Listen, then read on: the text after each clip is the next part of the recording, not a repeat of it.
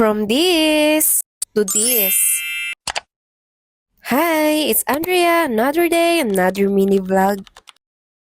Ngayong araw nga ay samahan nyo kaming mag-makeover ng aming kwarto. Bago nga mapagod ang person ay kailangan may lakas muna. Kaya naman nagluto muna ako ng ialmusal namin. Dito nga ay nagprito nga lang ako ng itlog dahil meron namang stock na tinapay para makain na din. Habang nagluluto nga ako ay biglang lumabas si Ryle. Iniwan ko kasi siya kanina sa higaan at biglang lumabas na lang nung umiiyak. Kaya nilambing ko muna siya.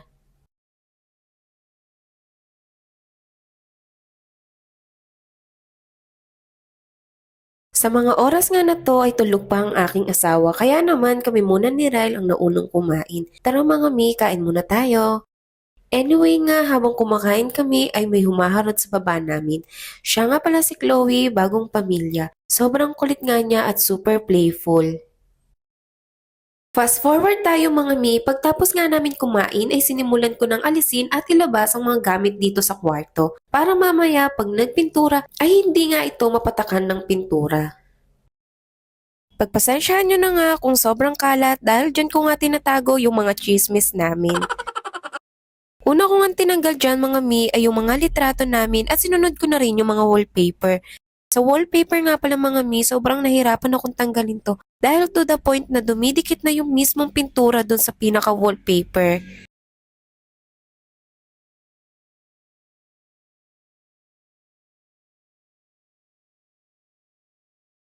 Anyway mga mi, may nabili nga akong DB sa online. Pero parang di ko nagustuhan yung kulay kaya naman napabili kami sa hardware ng imimix para dun. Habang abala nga yung kanyang daddy sa pagpipintura ay kumuha rin siya ng upuan para gayahin yung daddy niya. At nagsimula na nga ang aking asawa sa pagpipintura. Mga misa una hindi ko nagustuhan yung kulay niya kasi ang kinalabasan niya is para siyang pink. Ang lakas maka-girly parang ganun. May tinatarget kasi akong kulay which is nude or beige para aesthetic sana. So nandito na kaya pinagpatuloy niya na lang pinturahan.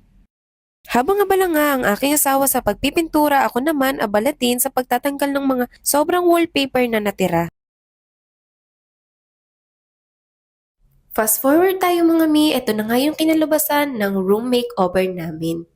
So yun muna for today mga mi. Again, this is Andrea and follow me for my next mini vlog. Bye!